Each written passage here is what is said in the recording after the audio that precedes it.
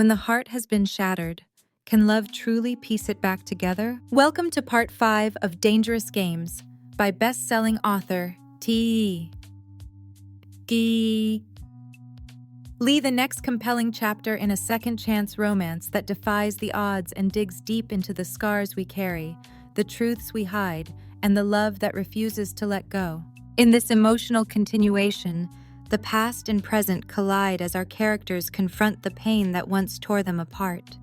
With every moment, old wounds reopen, and yet, so does the possibility of healing. Will they finally break free from the cycle of heartbreak? Or will their dangerous game of love and regret come to a tragic end? This audiobook dives into the complexities of forgiveness, the fragility of trust, and the resilience of the human heart. It's raw, real, and unapologetically honest. If you've ever believed in the power of a second chance, this story will grip you from the first word to the last. Join us now as the journey continues and love hangs in the balance. Press play and let Dangerous Games Part 5 pull you deeper into a story you won't forget. Chapter 31. Sunlight filters through the bay windows of the luxurious master suite. I sigh, melting farther into the arm draped along my body. When warm lips land on my exposed nape, I moan.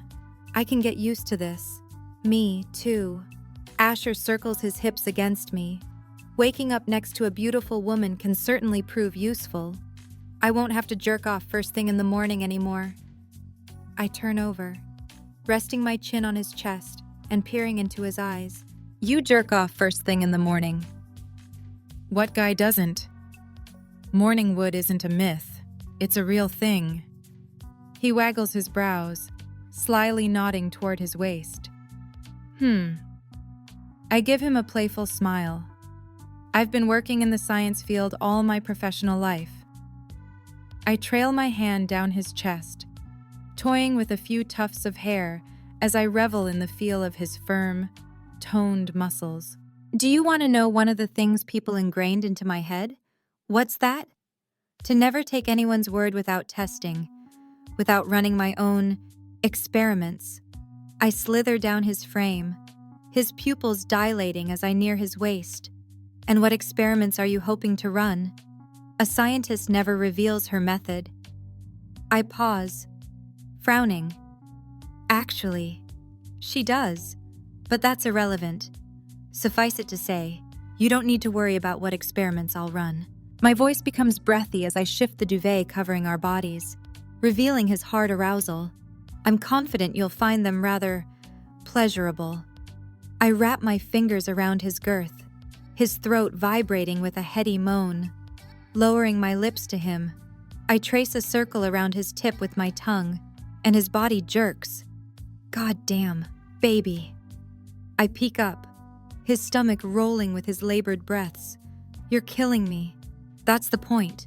I slacken my jaw, about to take him into my mouth when the faint echo of a door opening and closing sounds from downstairs, followed by a familiar voice. Asher, you up? It's me. Shit. A rush of adrenaline shoots through me.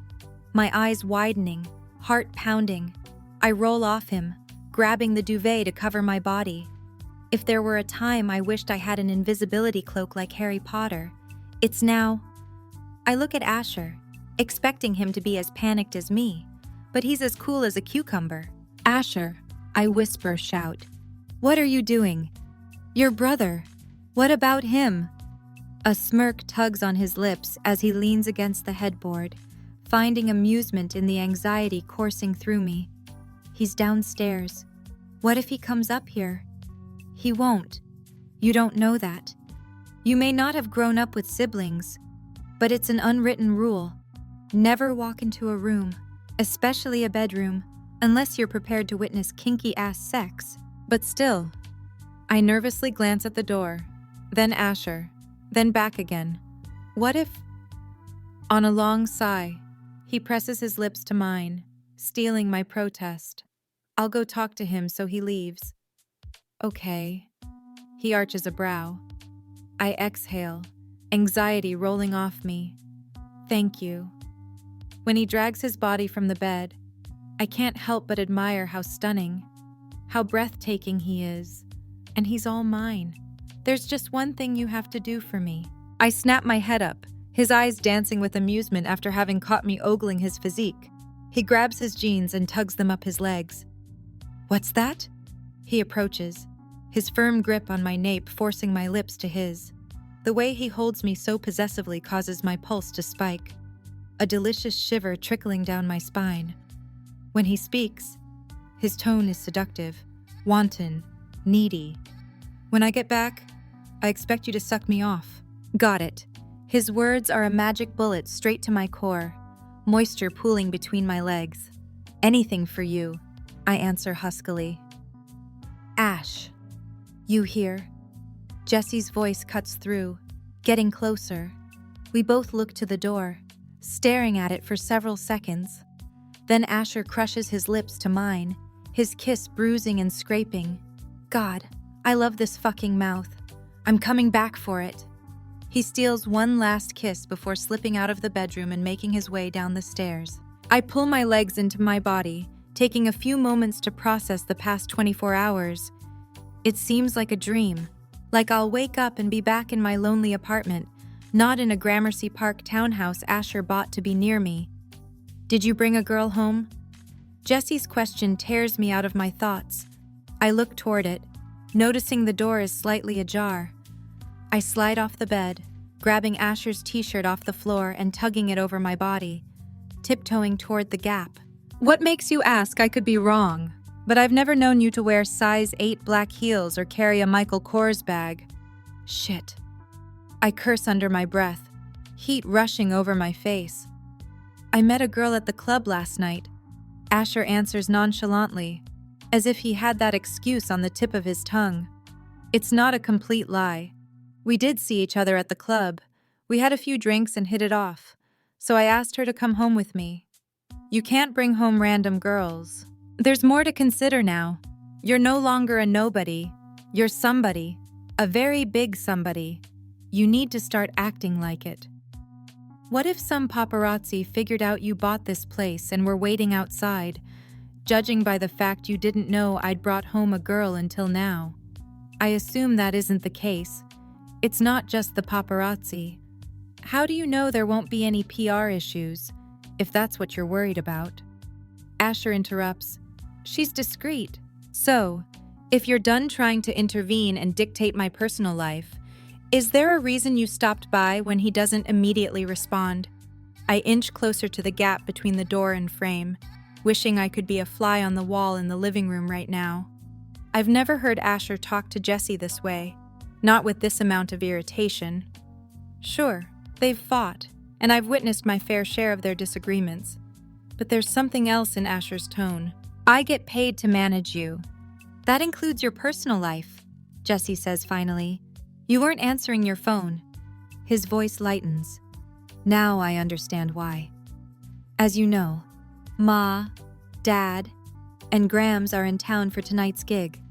They hope to do a late lunch before sound check. Would that work?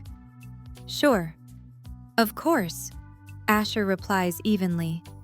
Okay. I expect to hear Jesse's footsteps as he retreats. Instead, he speaks again. Grams asked if I wouldn't mind inviting Izzy. I wanted to run it by you first. I blink, remaining completely still. Doesn't bother me. Okay, I'll call her and see if she picks up. It's been practically impossible lately, but it's worth a shot. Now Asher's voice rises in pitch. Why not? I spin around, my eyes searching the bedroom for my phone, not finding it.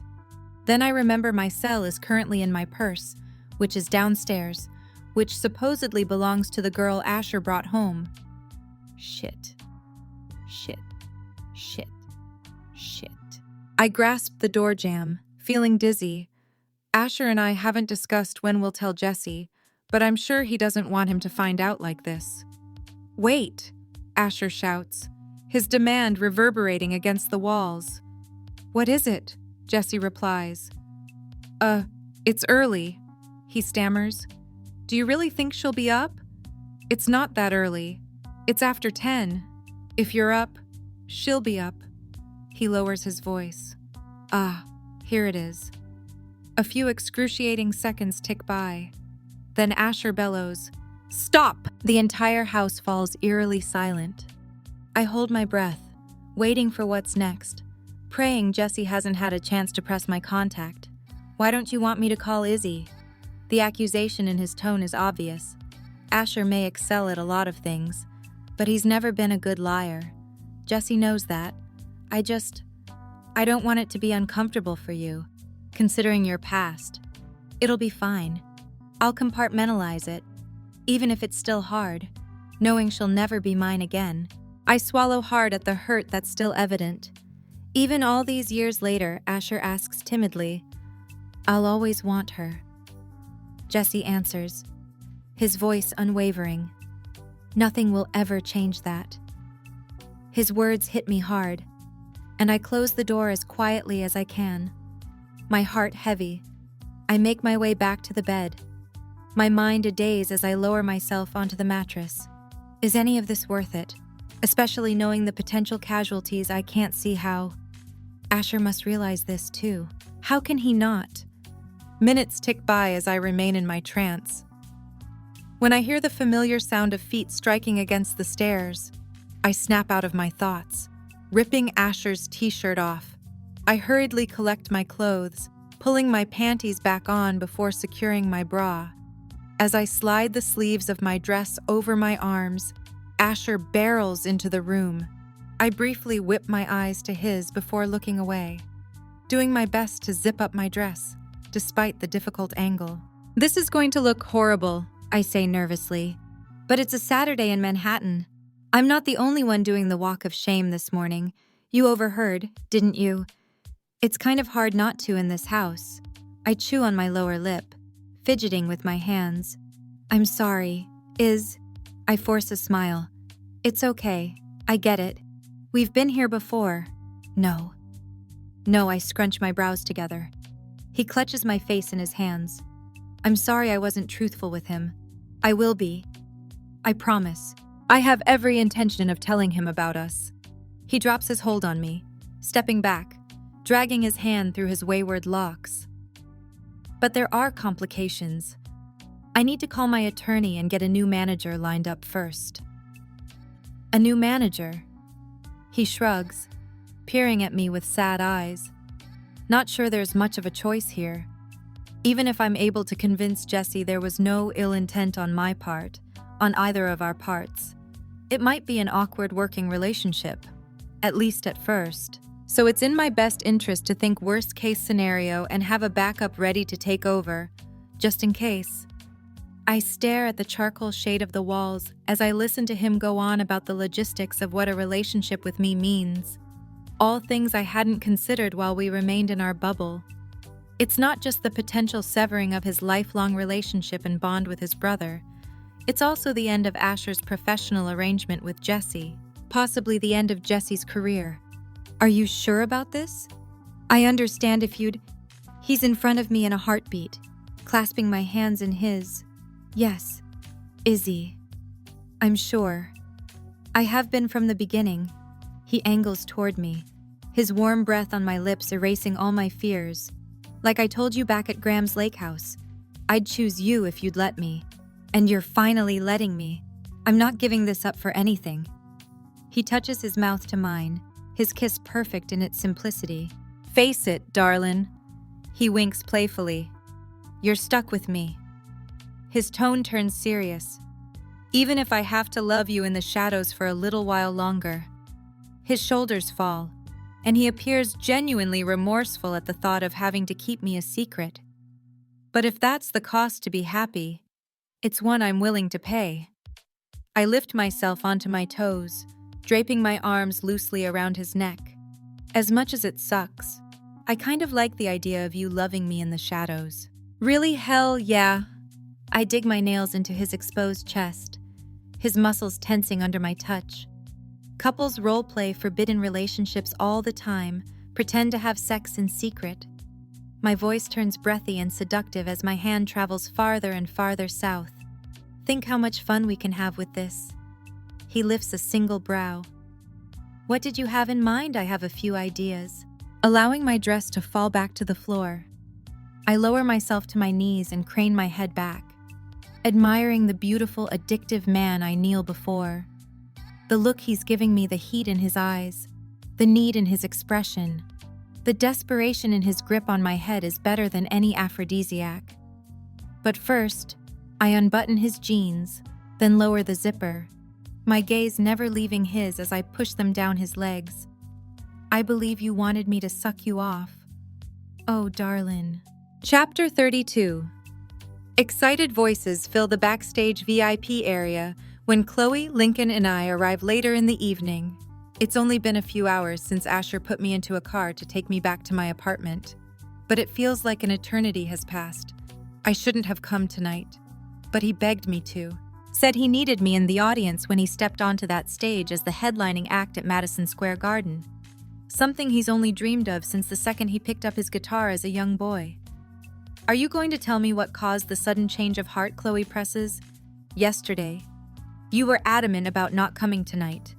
And now, she scans my body that's clad in a tight black tank and fitted jeans, complete with heels. You're all dolled up like you're fucking the lead singer. Chloe, I hiss as we're steered toward a line. I'm not. I trail off. I can't even tell her I'm not fucking the lead singer. I look up at Lincoln, who's dressed in his standard dark jeans and blazer. Despite being at a rock concert, Chloe and he really are as opposite as they come. Can you make your wife lower her voice? Maybe give her something to suck on. He chuckles. Trust me, it won't work. If there's something on her mind, she'll multitask. Plus, I'm more interested in what you've been sucking on. She leans toward me, her voice barely audible. I spoke to Nora this morning. She mentioned you went to that club opening with her. I avoid her eyes, holding my head high as I inch up the line. I hope there's alcohol at the end of it. She grabs my bicep, angling closer still. She also mentioned Asher York played a set. Said you left after a song and went back to her apartment, where you finally told her all about him. Your point. My point is, what happened? I part my lips, unsure what to say. Asher and I agreed to keep this quiet for now while he speaks to his lawyer. I never considered what to tell my friends, especially Chloe, my rather observant friend, who will surely figure out something's going on with little effort. Like Nora said, we left after one song. That is what she said. Her analytical eyes study me in a way that makes me think I'm wearing a blinking neon sign announcing to the world I got laid last night, and this morning, and this afternoon. Hell, if she looks closely enough, she wouldn't need a neon sign. The teeth marks on my neck would be all the evidence she needs to prove her case. Thank God for a decent concealer. But I think there's more to the story. And I think you're fishing for something that's not real. Not real. You say, exactly. Then why is Asher York currently eye-fucking the shit out of you? She nods toward the front of the line. I follow her line of sight, my gaze falling on an incredibly sexy version of Asher. Granted, I've always found him sexy. But now that he's all Mr. Rock and Roll, I can't stop my heart from speeding up. His hair is mussed up, but in a way that screams just fucked, not just woke up. His midnight blue jeans are the perfect fit, not too baggy, not too tight. His gray V-neck t-shirt hugs every sinewy muscle of his torso, not leaving much to the imagination. Now, if this were the first time you were seeing him after standing him up at the bar back in March, I'm not so sure he'd be mentally undressing you like he is, which leads me to believe you've reconnected. She rakes her analytical gaze over me, based on the blush building on those cheeks.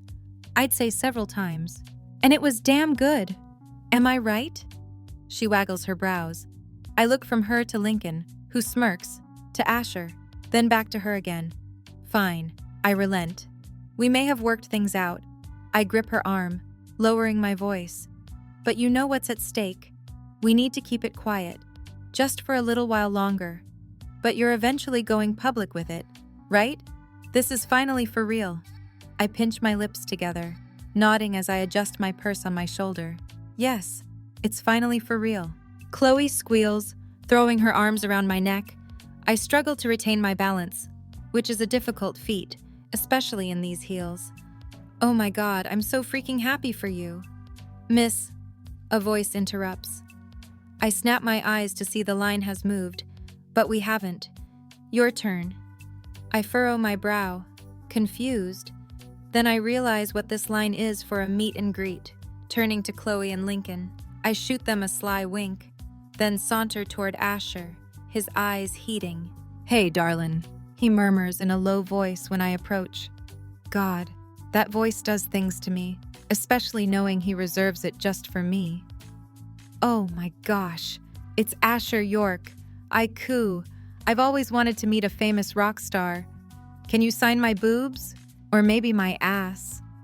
He chuckles as he drapes his arm around my shoulders, pulling me in close. Just smile and think about how hard this rock star is going to fuck you later. My gaze widens as the photographer snaps our picture. Then Asher nods at Lincoln and Chloe, gesturing them over. After they exchange hugs, we all pose for a photo. Everyone say Vegas. Chloe chimes in at the last moment. We erupt in laughter, which draws the attention of nearly all the guests in the pre-show party. I guess what happens in Vegas really doesn't stay there, Lincoln remarks. You two are living proof of that. Asher smiles at Chloe before shifting his gaze to mine. And so are we. It's a simple thing, but the fact he told someone about us causes my heart to swell.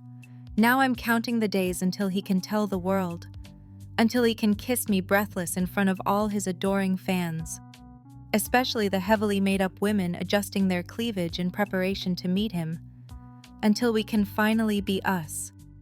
After saying our goodbyes, we join the rest of the VIP and ticket winners in the pre-show area. Several buffet tables line the far wall with all sorts of food. Chloe has no problem filling a plate with a bit of everything. I'm too on edge to think about eating, even more so when I notice Jesse walk into the room, Grams and his parents in tow. I practically down my entire glass of wine to settle my apprehension. Izzy Reagan exclaims when she notices me standing with Lincoln and Chloe. It's so wonderful to see you. We weren't sure whether you'd be here. She hugs me before holding me at arm's length, and I bask in her motherly affection before she moves on, allowing Lincoln to kiss her cheek. And Lincoln, I hear congratulations are in order. She looks from him to Chloe, sighing. Isn't it amazing? A friend of Asher's marrying a friend of Izzy's. What are the chances I wondered the same thing? Grams says, her voice laden with forced astonishment. I have a feeling she knows the true story. Grams. I wrap my arms around her, melting into her embrace. There's always been something soothing about her hugs. No matter the troubles plaguing me, I can find solace and encouragement in her love. I've missed you, and I've missed you, sweetheart. She pulls back, taking my hand between both of hers. I trust things are better. I nod slightly, not wanting anyone else to pick up on our private conversation. She squeezes my hand, a silent acknowledgement. How did you two meet? Jesse's voice cuts through. My body stiffens. I hadn't even pondered the consequences of Jesse realizing Chloe and Lincoln are married, especially considering their connection to Asher and me. We had a one-night stand in Vegas, Chloe answers nonchalantly. Obviously, it turned into more than a one-night stand. Sean interjects jovially. It did indeed. Mr. York. It's Sean, Chloe. Of course, Sean. She smiles as she returns her attention to the rest of Asher's family. I steal a glimpse at Jesse. His eyes are narrowed into slits, mouth pinched into a tight line, arms crossed over his chest. I was in Vegas last January for a bachelorette party, and I kept running into this guy.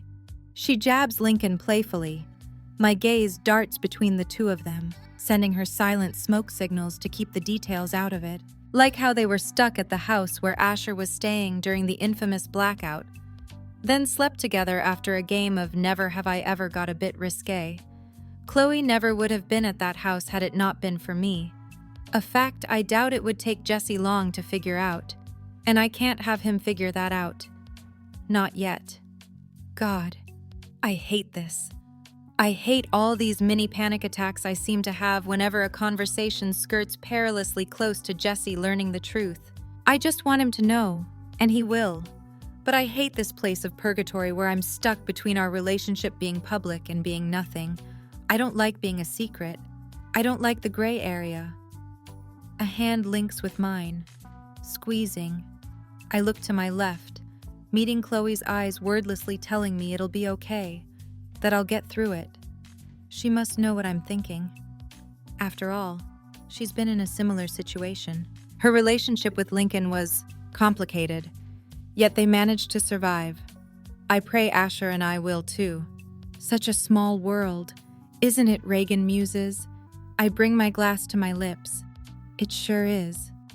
Over the next few hours, we mingle and socialize. Thankfully, Jesse was only able to stay for a little while before needing to busy himself with manager duties. The instant he left, it felt like a weight had lifted. I wasn't the only one who noticed, either. Pretty sure even his parents did, too, which surprised me. Okay, folks.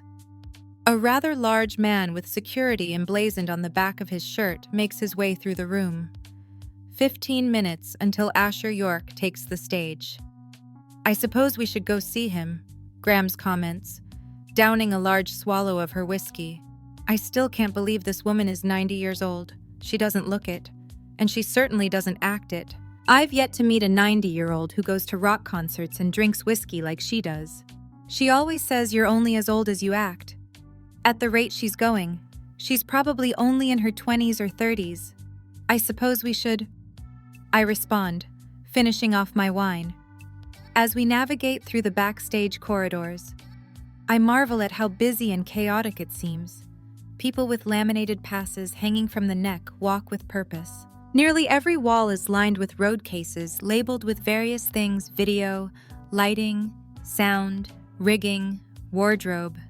Rows of guitars fill a rack, a tattooed man with camo shorts and black t-shirt checking the tuning. Excitement courses through my veins with this sneak peek into what it's like to be backstage before a show.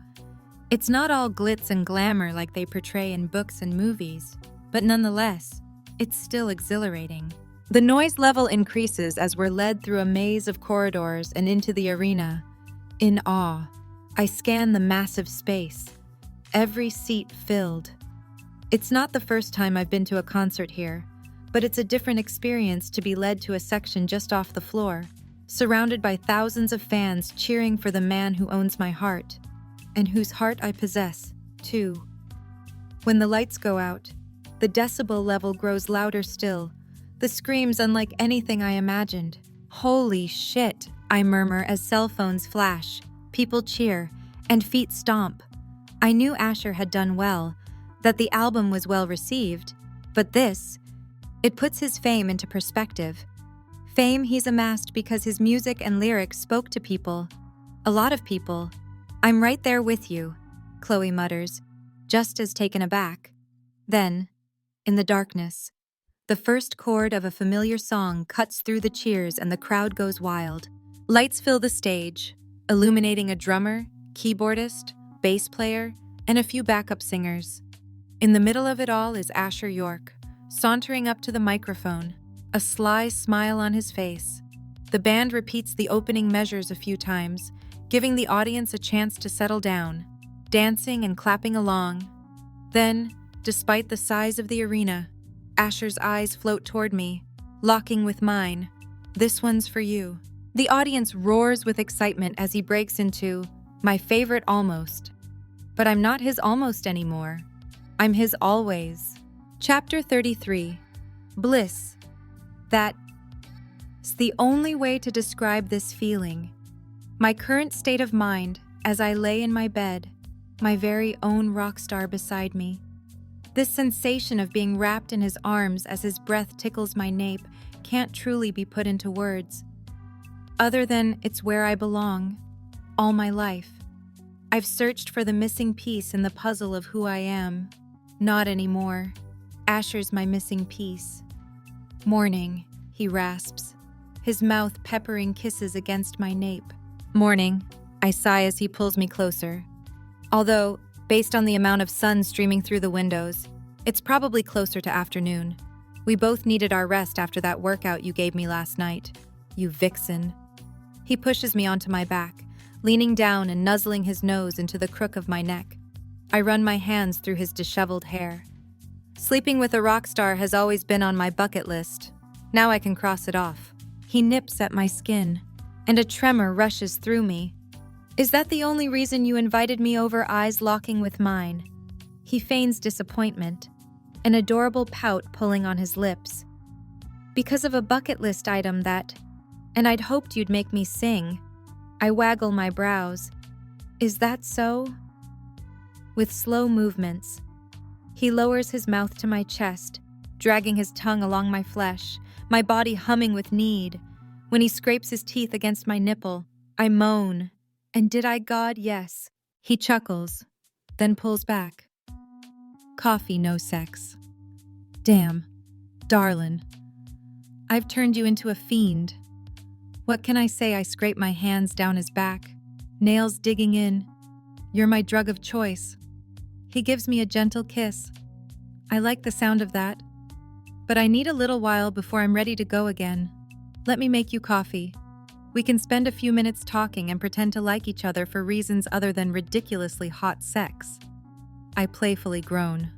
God, that's torture. You should know I'm only using you for your body. Think you can survive a half hour? I arch a brow. A half hour? Yup. Fine. I push him off me. Make me a coffee, but I'm holding you to that half hour. Rolling to my side, I grab my phone. Are you setting a timer? I type on my cell, then hold it toward him so he can see the countdown I labeled Rockstar Sex. His laughter fills my tiny studio apartment as he raises himself from my bed. You're something else. Hopefully, a good something else. I sit up, pulling my legs into my body.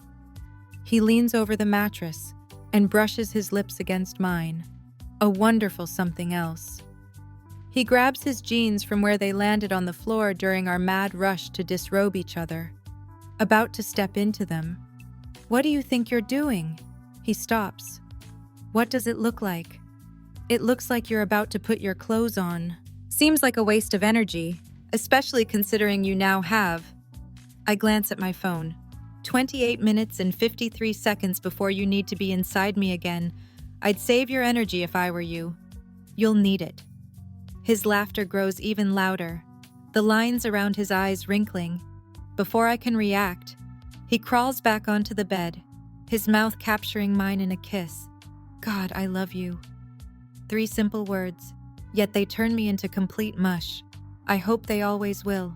I love you, too. I linger near his lips another moment, the warmth they give off like a magnet. Now, if you really loved me, you'd make me a coffee. I reel back, landing a playful smack on his ass. Naughty girl. He winks, then pushes off the bed, padding on light feet through my apartment. You have no idea how naughty I can be. I chew on my lower lip, watching him make himself at home in my kitchen as he brews 2 cups of coffee. When he suggested he come to my place instead of the other way around, I was hesitant, but he thought it best, just to avoid any surprise visitors. I couldn't fault him there. The likelihood of the paparazzi hanging out here is slim to none, even less chance of Jesse making an appearance. It should seem odd to have Asher in my apartment that's probably smaller than the hotel rooms he stays in, but right now, I don't see the rock star who played to screaming fans last night. That man vanished the second he left Madison Square Garden. Now I see my Asher. Oh, I think I do. He passes me a knowing look, a single brow arched, a silent reminder of the things we did last night. You're right, I think you do.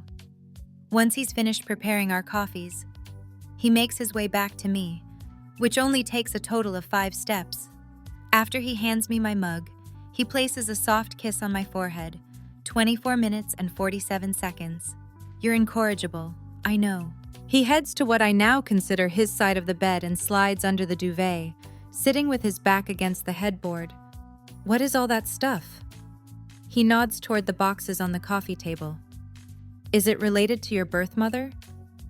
You saw the article. I bring my coffee to my lips, savoring that first sip. Since we reconnected, I haven't had a chance to tell him I'd begun my search, like he encouraged me to a few months ago. Read it once a day, every day since it was published. He smiles a small smile. I'm proud of you. I imagine it was difficult for you to reopen those old wounds, but it's important you try to fill in the blanks.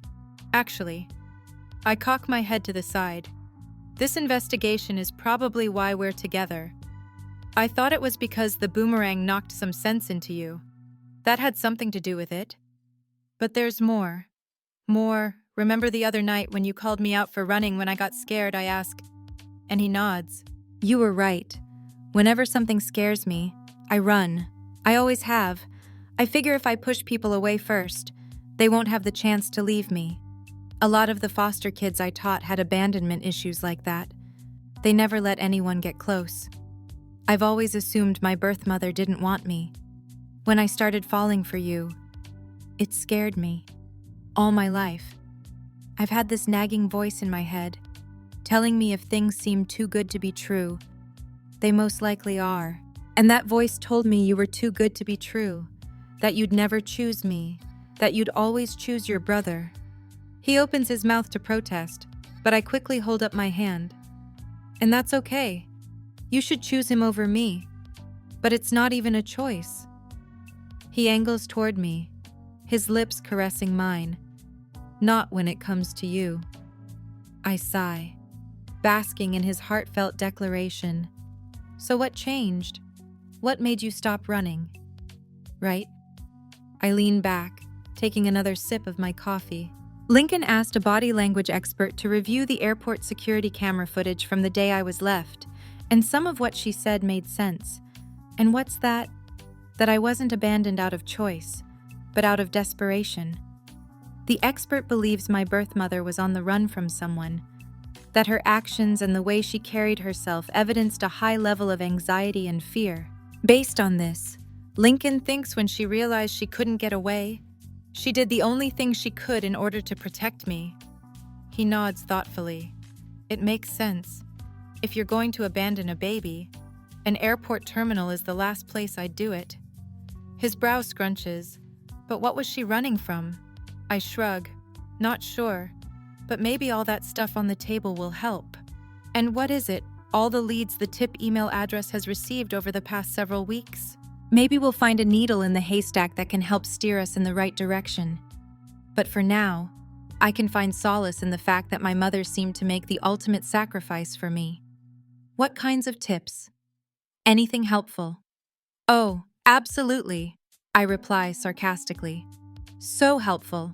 Like, for instance, it's possible my mother was abducted by aliens. I feign excitement over the prospect. Or she may have undergone gender transition surgery and is now living as a man in Alaska. How amazing is that? It makes perfect sense. Asher laughs.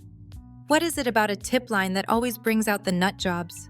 People just want their 15 minutes of fame. But that's not even the craziest. I step out of bed, swiping an expandable folder off the coffee table before returning with it, crawling back under the duvet. What's that? These are the real crazies. Most of them are religious zealots, telling me to repent for the sins of my birth mother, or I'll never arrive in the kingdom of God, or something like that. There are people who truly believe that. Oh, I know. I wave the stack of papers in the air. I have proof of that. May I? He arches a brow, eyes floating to the folder. Be my guest. He pulls out a bunch of papers and flips through them, shaking his head more and more with each supposed lead. Told you. These people need to be in straitjackets, or at least a padded room. I can't disagree with you there. I particularly like the one who equated me to Jesus and believes I'm the second savior. It would be convenient.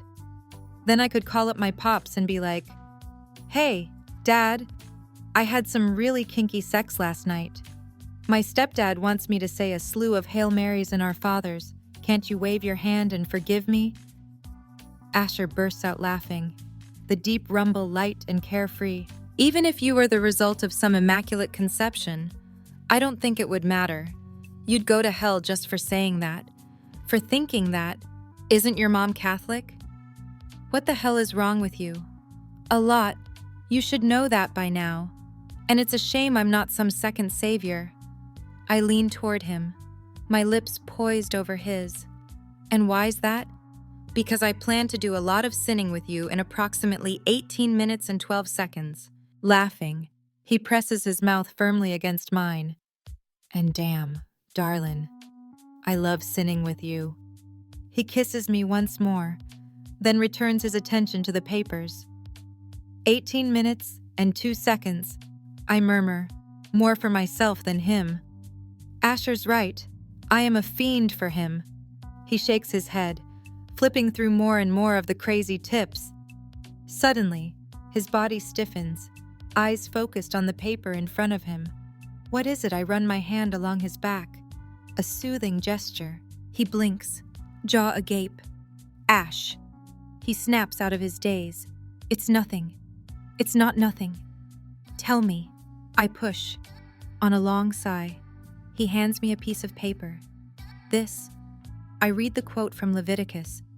But if in spite of all this you do not obey me, but continue to walk in hostility toward me, then I will act with furious rage against you, and I myself will punish you sevenfold for your sins.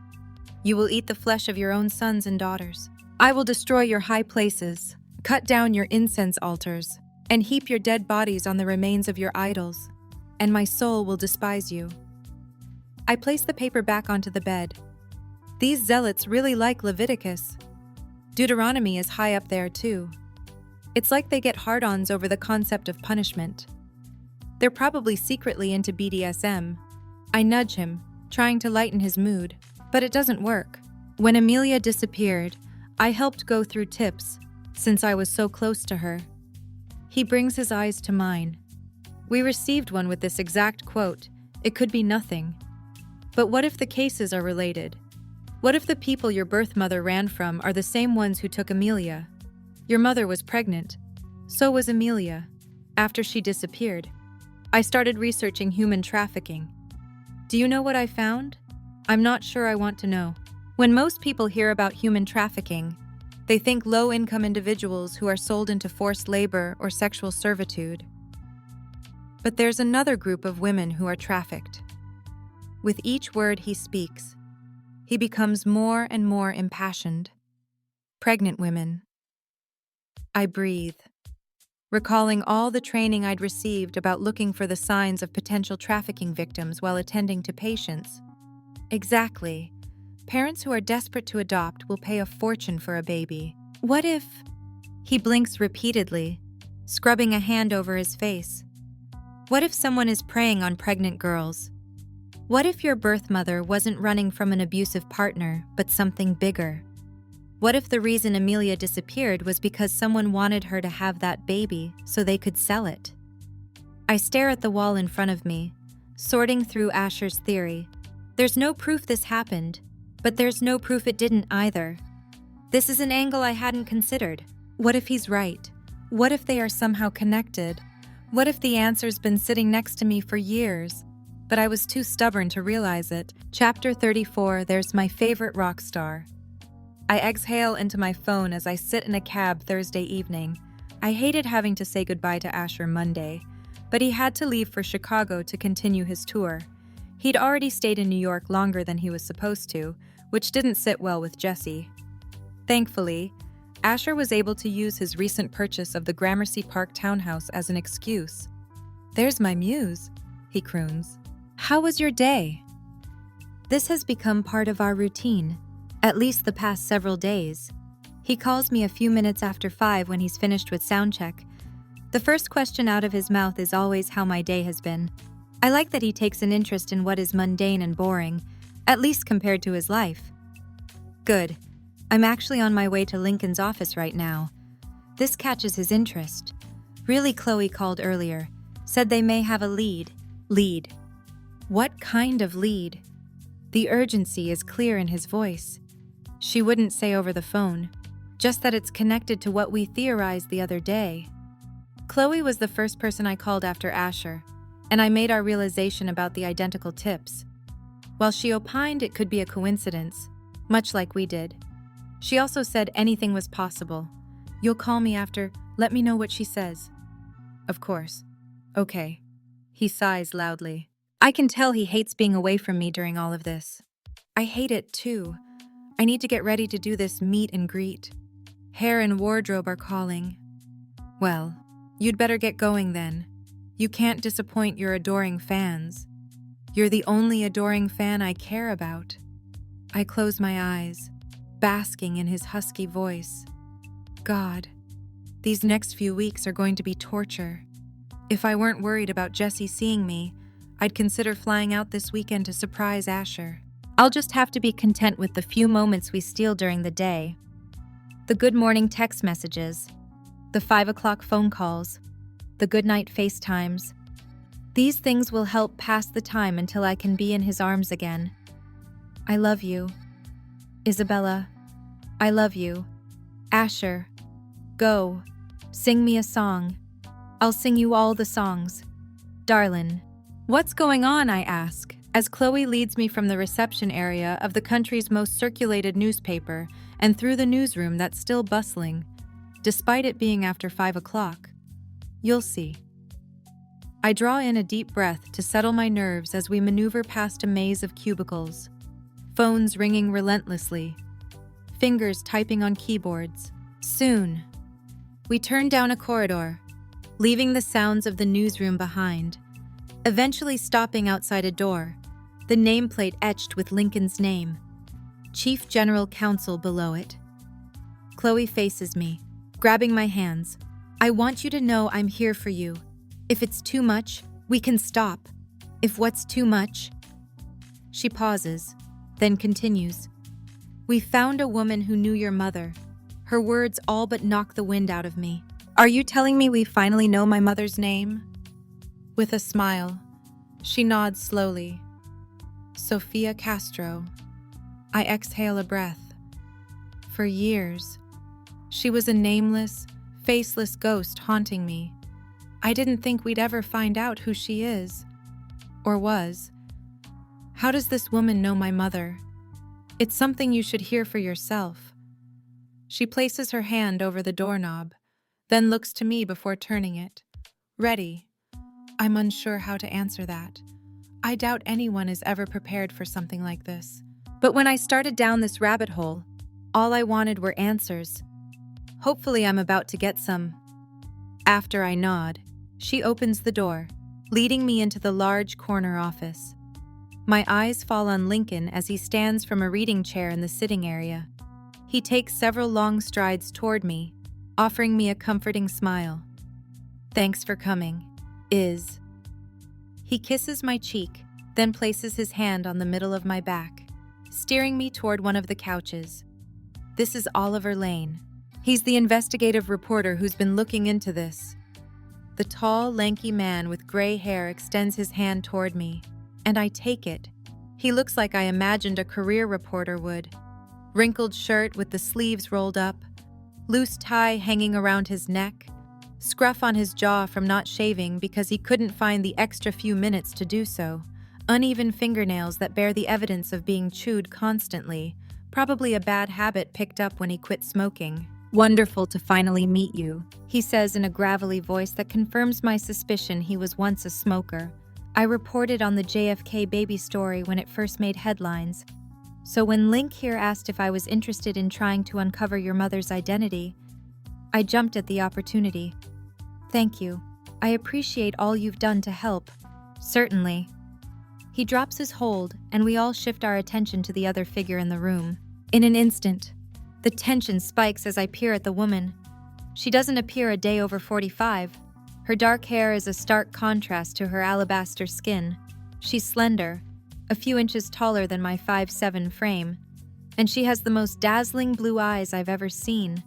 A dusting of freckles across her nose, completing her unique, yet breathtaking appearance. This is Avery Halloran. She steps toward me, her expression difficult to describe, almost like awe.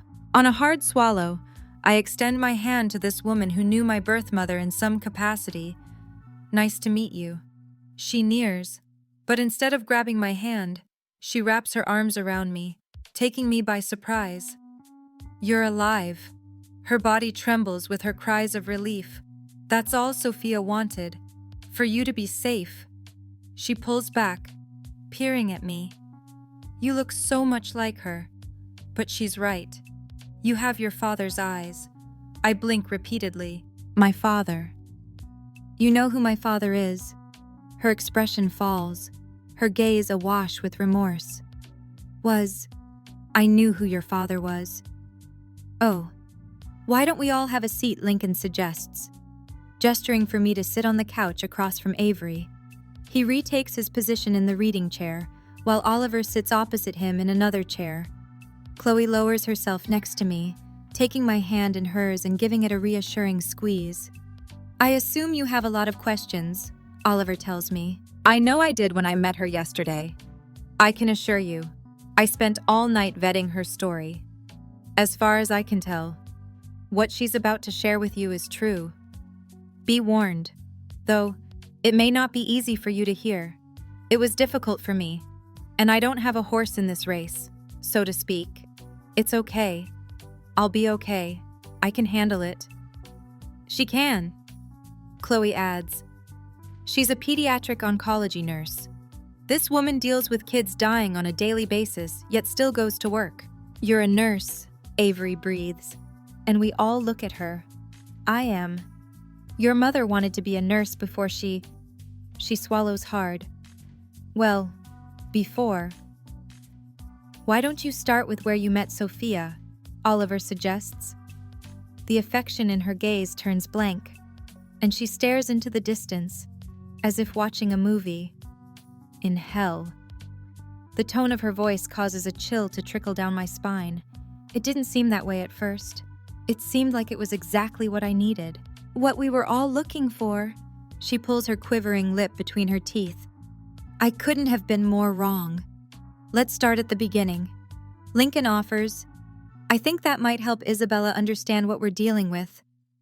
Avery nods, then looks back at me, fidgeting with her hands in her lap. When I was 15, I got pregnant. I was young and stupid. Grew up in a small town in Virginia where people didn't talk about sex. They pretended it didn't happen. So forget about anyone teaching teenagers how to protect themselves if they did have sex. My home life wasn't great. Dad drank a lot, worked a factory job. Mom was a waitress at a diner.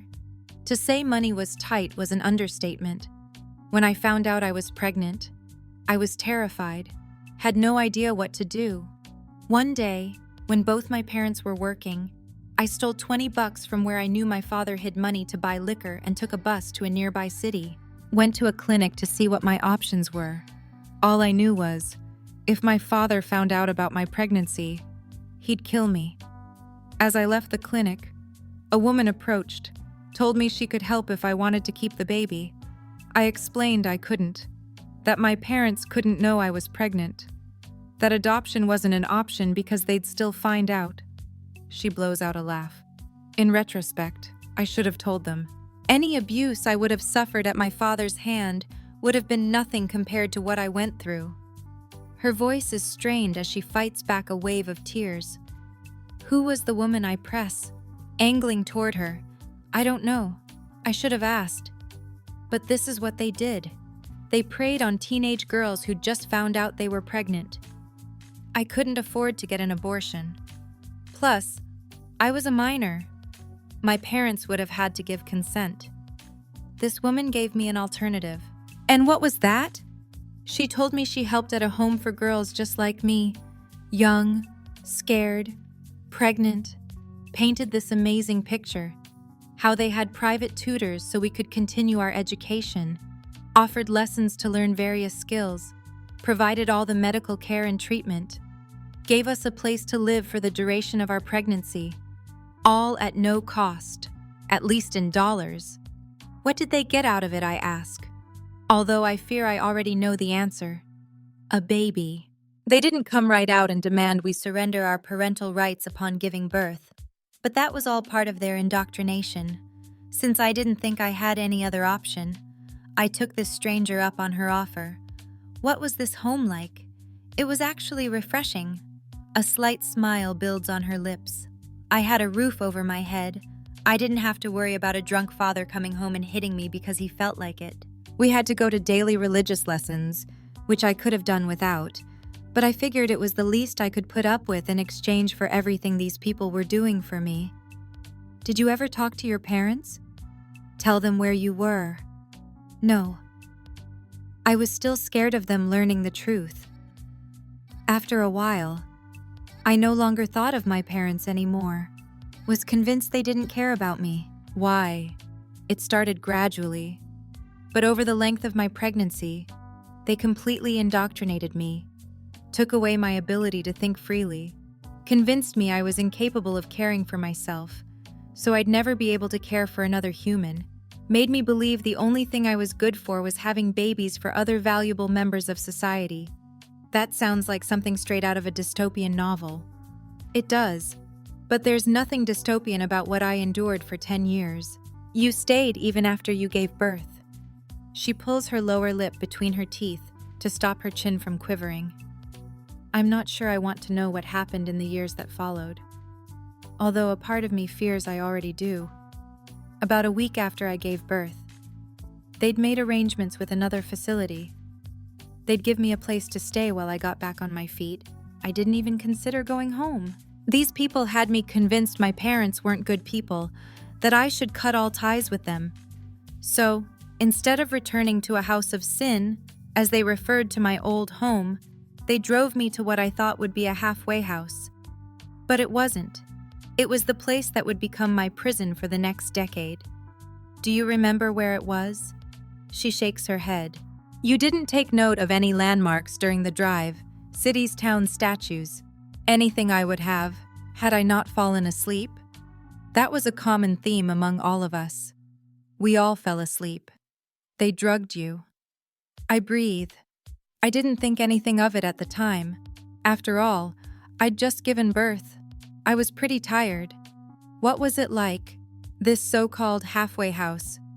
She looks to the ceiling, as if trying to recall the details after the passage of years. At any given time, there were several dozen women. The conditions were so uncomfortable. You eventually began to want to get pregnant. I scrunch my brows. What? Why? If you were pregnant, you got moved to a different section of the compound. They needed to make you comfortable so nothing happened to the baby. They didn't care about your life. But once you were pregnant, you were carrying a gift from God. It's like The Handmaid's Tale. It does bear a strong resemblance, but in the book, they did it to repopulate what they believed to be a dying civilization. Here, their sole motivation was greed. Greed. She nods. Desperate parents were willing to pay 20 grand, minimum, for a baby. Did these parents know what was going on? I couldn't imagine any prospective parent being okay with adopting a child born under these conditions. I doubt it. From what I was able to learn during my time there, all adoptions were legitimate. This was where all that brainwashing came into play. I signed away my parental rights each and every time I gave birth. I didn't think I had a choice. It took me years to realize I was more than a walking uterus. I still struggle with it, and it's been nearly 20 years. So they were running a baby mill. Did the first home you went to know? Or do you think they were just as blind to it as you were? They knew. It's why they worked so hard to brainwash us. That way, we wouldn't put up a fight when they sold our bodies so we'd get pregnant. Then when they sold the babies, I chew on my lower lip as I consider my next question. I feel a squeeze on my hand and look to Chloe. I'd forgotten she was here, too consumed by Avery's story. Tell me about my mother. What was she like? She swipes at her cheeks, giving a small smile. Strong, stubborn. I blow out a laugh. Sounds like me. She had this vitality, even in our surroundings. Always had a way of making us smile. How did she end up there? Did you ever talk about it?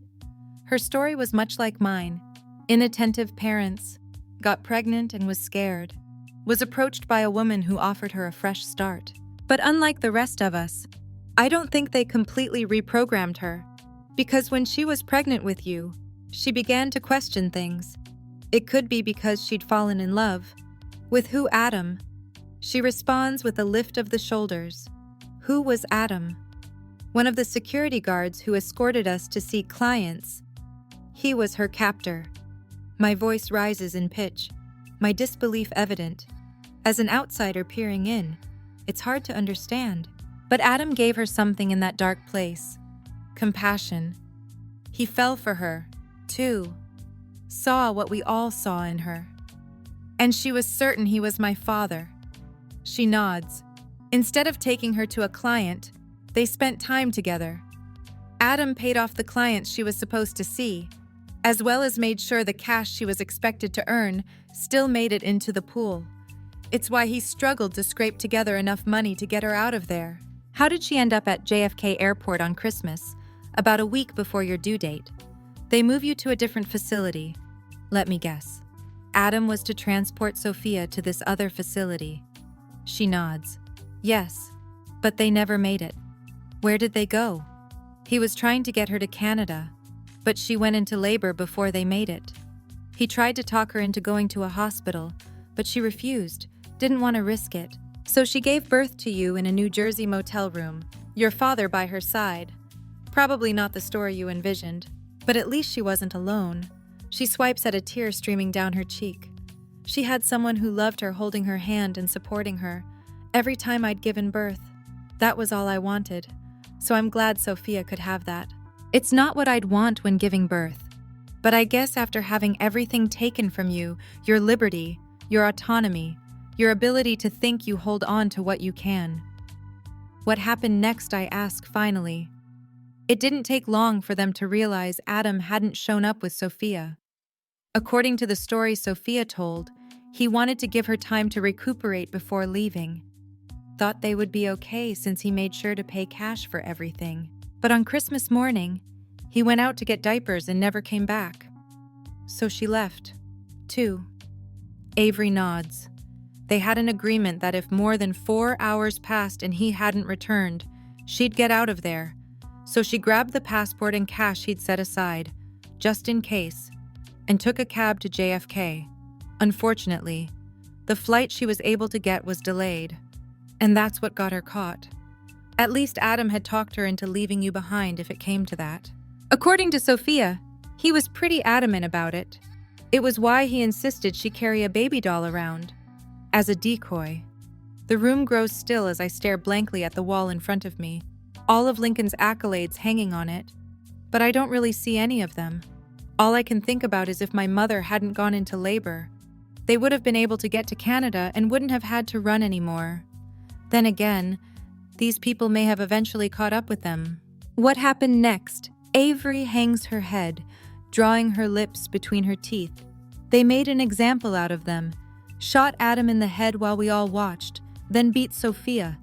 It was a warning of what would happen if we tried something like that. They didn't kill her, I ask hopefully. She had 2 good ovaries and a uterus. Couldn't waste those. She shoots back sarcastically with a roll of her eyes. Is she?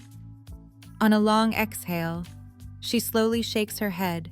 After about 2 years of not conceiving, they took her to a doctor on their payroll. That was the last time I saw her. Oh, rumor was she had a prolapsed uterus. Since she could no longer conceive and had tried to escape, she was, well, word is, they killed her, but I never could confirm that. I closed my eyes, steeling myself to not break down. Once I heard the body language expert's analysis on my mother's behavior, I knew there was a chance she wouldn't be alive. I guess a part of me held on to hope she was, that she survived whatever she'd endured. Is that what happened to all the girls who could no longer conceive? They were killed. No, most were sold, either into sexual slavery or forced servitude. After what we'd been through, they couldn't let us walk free. We knew too much. How did you escape? She smiles. A nurse at the hospital. My eyes widen. They took you to a hospital.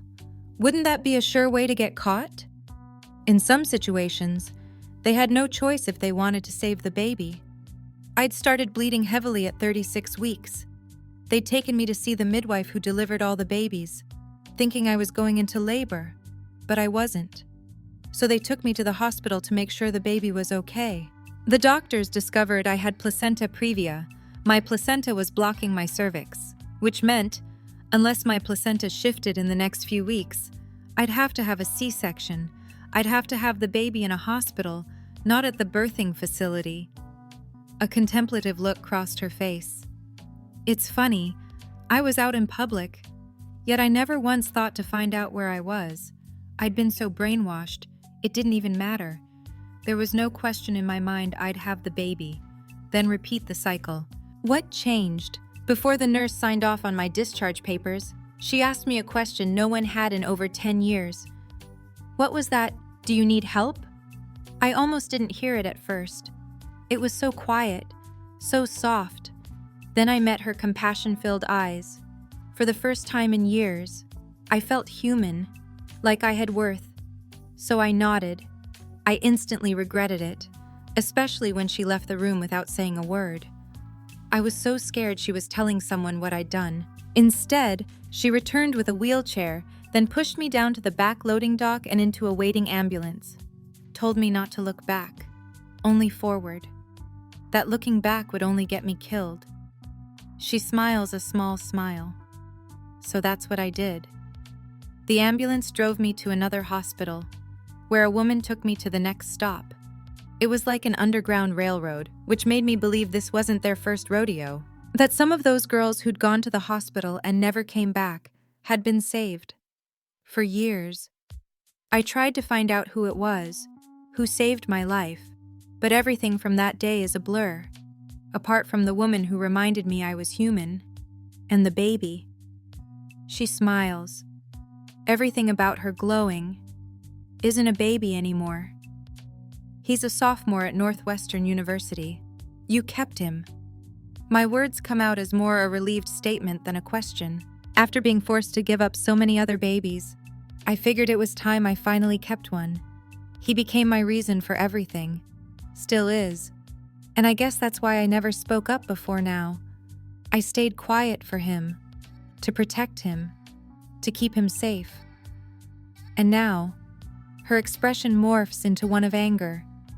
Now I'll do everything I can to help you find the people responsible for this. Chapter 35. The ink on the pages in front of me bleeds together, my tired eyes refusing to read anything else. I roll my neck, trying to loosen the muscles after having spent all day poring over some of the unsolved missing person police files Lincoln was able to obtain. After listening to Avery's story, I became even more obsessed with getting to the bottom of this. So did she. She's been saddled with guilt, too. Can't shake the feeling that, had she acted sooner, maybe the police could have put the pieces together. Thankfully, it hasn't been a total lost cause. She'd agreed to try hypnosis, hoping it would help jumpstart her memory. After several sessions over the past few weeks, she's brought forward a few memories of being in Maryland at some point. We're hopeful that, as time goes by and her hypnotherapist is able to take her deeper and deeper into her past, she'll remember more details her brain's been protecting her from. It should be enough that I now have information on my mother. She has a name, a face. Hell, I even found out who my father was. He sacrificed everything to save my mother. To save me. But that's still not enough, not after hearing Avery's story. I've lived my professional life according to the motto, do no harm. I can't help but feel like I'm doing harm if I don't make sure the people behind this are no longer able to hurt anybody else.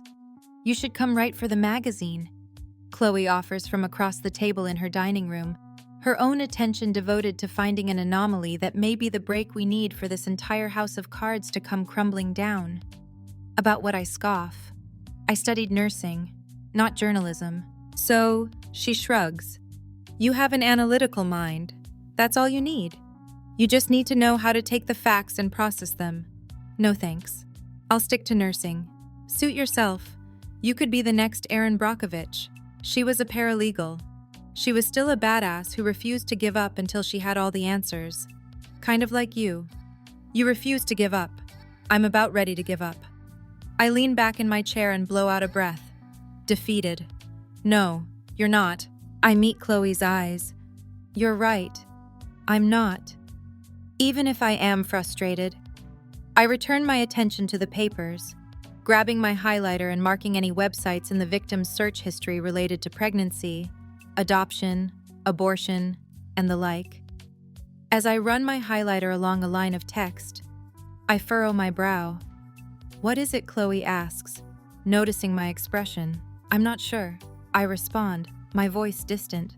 I grab another printout from another missing person case and flip through their search history, finding a similarity. I place a star by that line. I do this with 5 more printouts, noticing 5 more similarities. Look at this. I line the papers up and push them toward her.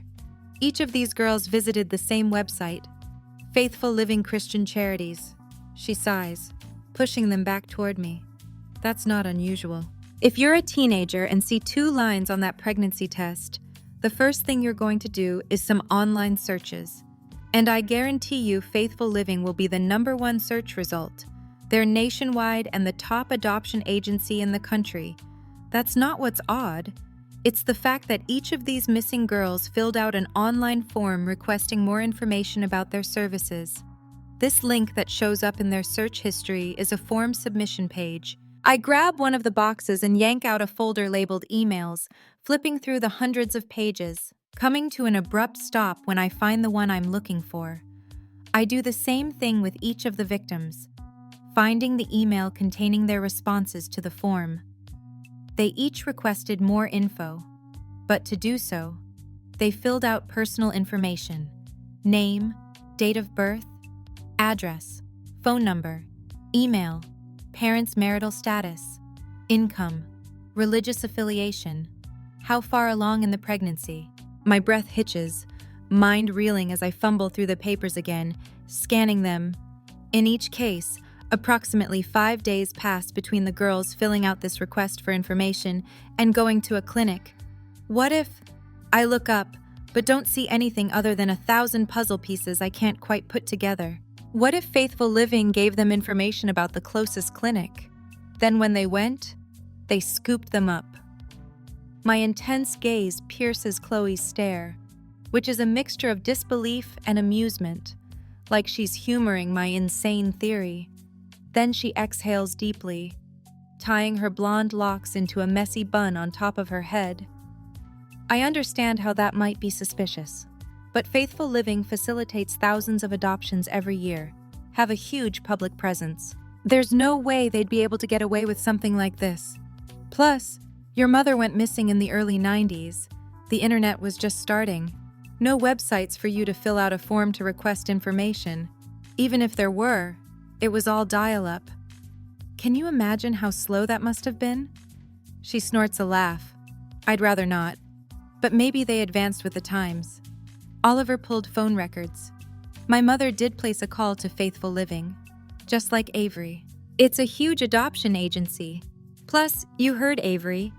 I think we're dealing with some extreme religious faction. That's the angle the FBI has been looking into, as well.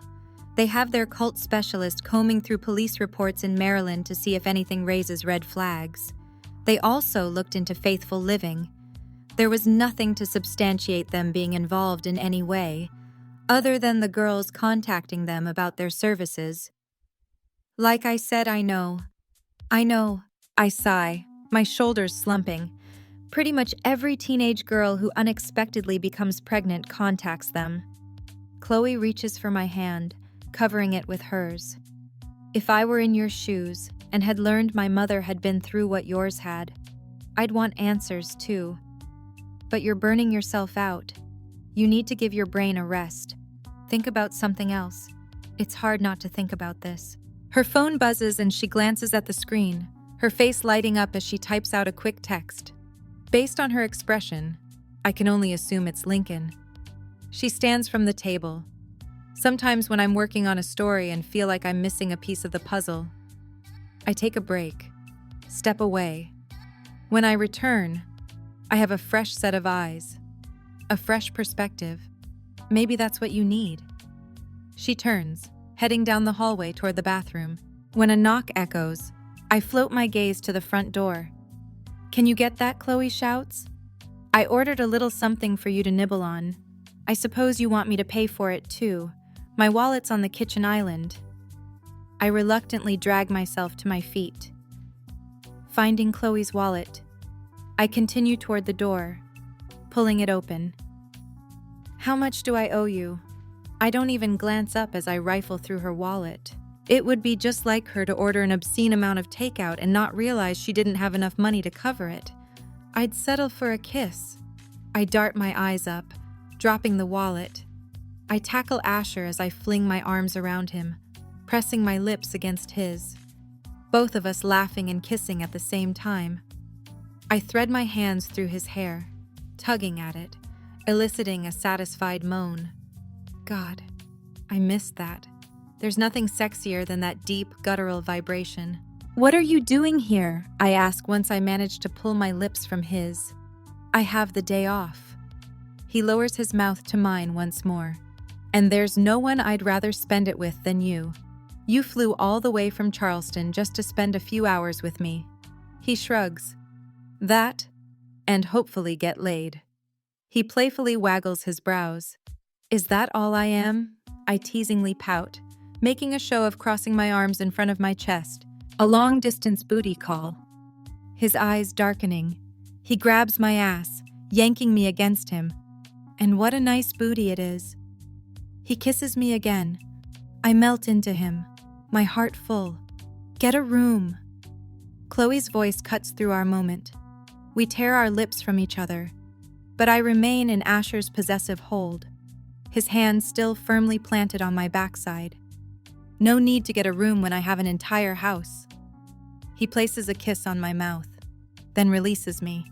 Approaching Chloe, he hugs her, kissing her cheek. "Thanks for your help. Anytime. She needs a break, so go give her one." "Yes, ma'am." Asher salutes her before turning to me, holding out his elbow. "Shall we?" I hastily grab my cell and shove it into my purse, then loop my arm through his. "Where are we going?" "Anywhere you want, darlin'." Chapter 36. You know what just occurred to me, I ask as I lay on my back, using Asher's stomach as a pillow while he reclines in the same position. We'd spent our day doing whatever I wanted. After a casual lunch at one of my favorite pizza places, we walked along the High Line in Chelsea before heading out to Gramercy Park, as if able to read my mind. Asher grabbed a bottle of wine from his place, then took me to the residents-only park, where we've been for the past hour, watching the sky turn from blue to pink to almost black.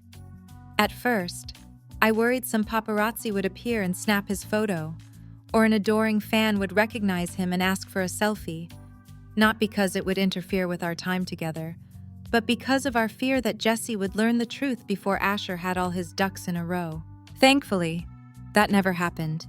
The sunglasses and baseball cap a sufficient disguise until we were safe behind the locked gates of Gramercy Park. I look forward to the day we no longer have to sneak around like this. "What's that?" He runs his fingers through my hair, his touch light. "This is our first official date." I adjust my position so I can peer into his eyes, resting my chin on his chest. We've never gone out, not like today. Until now, we've only hung out at your place or mine, or Graham's lake house. This is the first time we've gone out in public and held hands, like real couples do. Huh. A furtive look momentarily crosses his brow before he floats his eyes back to mine. "Well, I hope it met all your expectations of a first date." I inched my lips closer to his. It did. I liked getting a taste of what it'll be like to be your official girlfriend. Soon, darlin'. I promise we won't have to keep it a secret much longer. He brushes his mouth against mine, treating me to a sweet kiss. I can't remember ever being this happy, this at ease in a relationship. Sure, we still have the matter of Jesse, but Asher's handling that. His lawyer has most of the paperwork drawn up.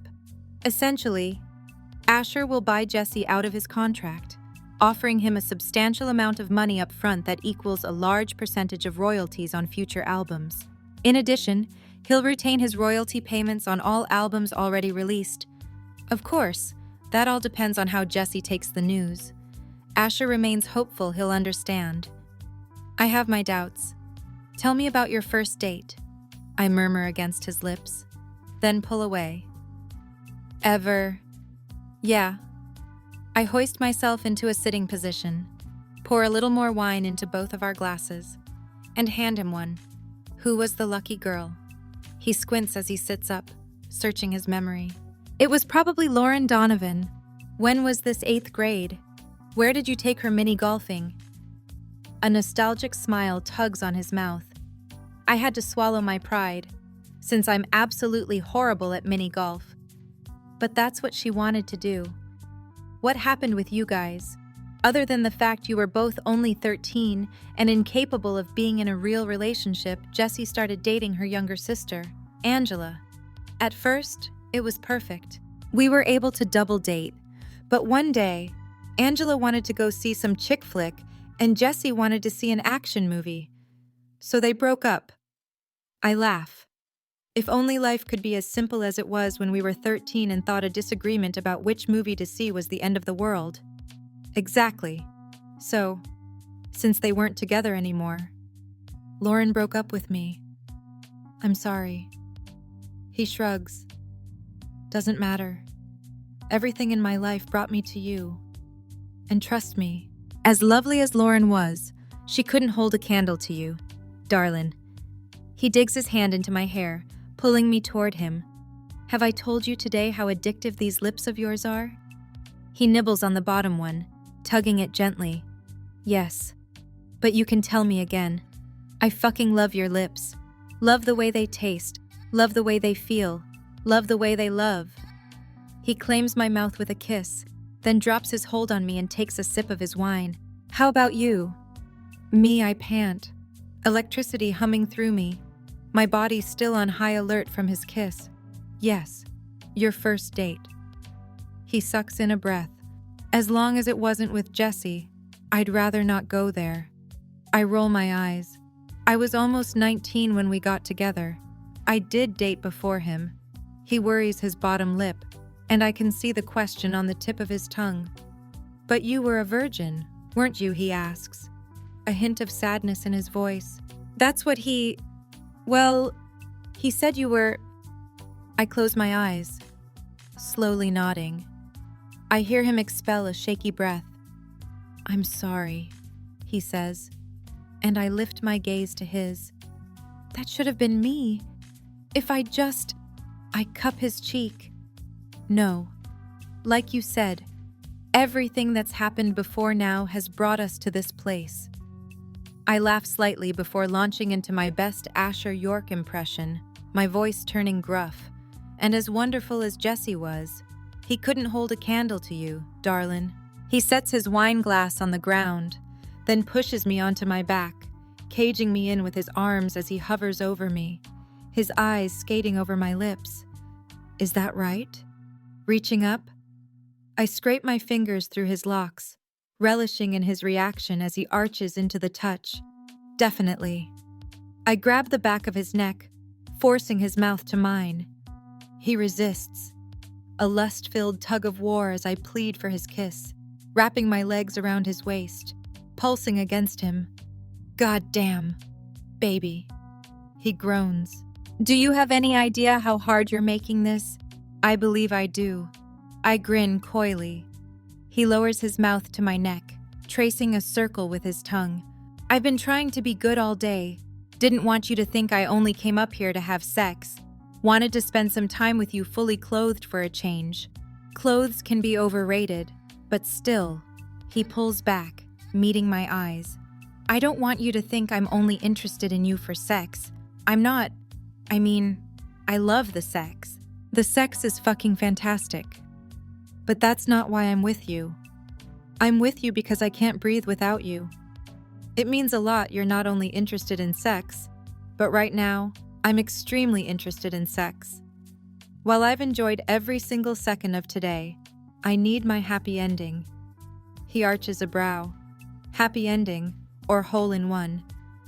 It's silent for a moment while he gives me a sideways glance. Then he laughs a full belly laugh, collapsing on top of me, his body shaking. His mood is infectious, so I join in. These are my favorite memories of us. No elaborate dinners, no designer clothes, no fancy chauffeurs, just us. The way we began, the way I hope will always be. Come on. Asher pushes off me and climbs to his feet. He extends his hand, helping me up. I dust off my jeans as he collects the blanket and our wine. Let's go work on that hole in one. He leans toward me, nibbling on my earlobe. Last I checked, I had a 0 handicap on that. That's what I'm hoping for. Chapter 37. Hurry. I beg the second we re-inside Asher's townhouse, both of us frantically trying to rip each other's clothes off as quickly as possible. Our kisses are interspersed with moments of heavy breathing before our need for one another gets the better of us, and we return to the source of our addiction. I don't think I've ever been this desperate to get a woman naked. Bedroom. Now. My demand is an animalistic growl. First one there gets a spanking. God, I love the way your mind works. I dive in for one last kiss, then start up the stairs, my squeals echoing through the space when he lands a hard blow against my ass.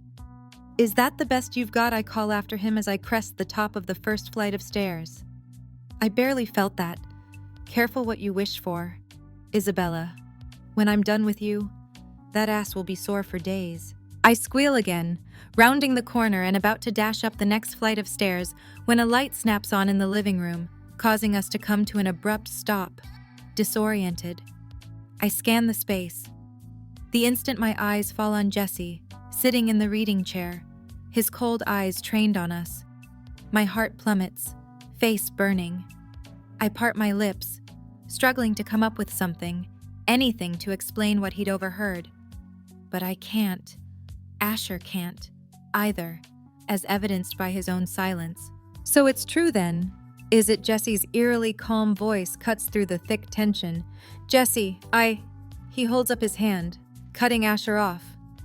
The muscles in his face tighten in a pained expression as he looks away. Almost like the sight of us makes him physically ill. I didn't want to believe it. Didn't want to think my own brother would do something like this. With each word he speaks, his tone becomes more hurt, more distressed, more broken. He stands and begins pacing, agitated. I thought I must be overreacting, that there was no way my brother, my own flesh and blood, my best friend would do something so deceptive, so cruel, so insidious as to go behind my back and sleep with my ex-fucking fiancé. He roars, his voice seemingly causing the liquor bottles on the wet bar to rattle. His face reddens, his nostrils flare, his lips curl. God.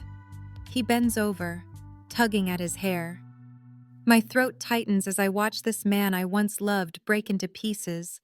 I thought I'd seen him at the lowest of his lows when he begged me not to leave him, but that was nothing compared to this. I open my mouth, wanting to offer him some sort of comfort. But what is there to say? Nothing can make this hurt less. When we started down this path, I knew this would happen, that Jesse would be a casualty of our love. It doesn't make this any easier, though. Do you want to know how I figured it out? Jesse asks, his tone almost cruel in its severity. He pins his stare on me, the vein in his neck pulsing. Next time you sleep around behind someone's back, make sure you don't leave your shoes and purse lying around for anyone to see. Then wear those same shoes and purse around that person a few hours later. Chances are, they'll put 2 and 2 together. I blink, having difficulty breathing. How could I have been so stupid? Jesse had seen my purse and shoes, had commented on them. That hadn't even crossed my mind as I got ready for Asher's concert that night. I don't exactly have a closet full of purses and shoes. I have one purse. As far as shoes, I have a few options, but the black ones are sexy. And since I was seeing Asher, I opted for sexy. Jesse. Asher steps toward him, his hands clasped in front of his chest, pleading. We never meant to hurt you. Bullshit. Bullshit. You can't say that. You did intend to hurt me. The second you two started whatever you call this fucked up situation, you knew the consequences, yet you didn't care. It's not like that, he argues, but doesn't raise his voice. I'll admit we hooked up last year in Vegas, but we walked away from each other because we knew what pursuing anything would do to you. Jesse blinks, processing this additional information. When he speaks again, his words are low. It was the morning after the blackout, wasn't it? That's why you acted so weird, so off, right? Asher's Adam's apple bobs up and down. That's all Jesse needs to know the truth. Like I said, we walked away with no intention of seeing each other again. Then she came to Graham's lake house with you. He shakes his head. I know you don't believe in such notions, but I knew fate had brought her back to me, giving us another chance. Why else would she keep walking into my life if there weren't some other reason? Is that how it works? You run into a girl a few times, call it fate, and that makes it okay to fuck her. I love her. Oh God. He briefly closes his eyes, the agony in his voice causing tears to spill over my eyelids. Do you seriously think that makes this any better? That I'll suddenly be okay with this because, oh, great. You're not just fucking the woman I wanted to marry, but you love her. He bites on his fist in an attempt to control his emotions. Then he looks between us, drawing in a shaky breath. I hope you two will be very happy. He pushes past us, hurrying down the stairs. Jesse, please. Asher calls after him. Let's talk about this. Just hear me out, please. To my surprise, he pauses, facing forward for several excruciatingly long seconds before turning. His disgusted eyes look from Asher to me, then back again. Actually, that's a great idea. It is. Asher tilts his head, taken aback. Let's put it all out there.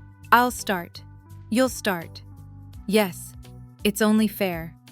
His voice is chilling as he slowly makes his way back up the stairs.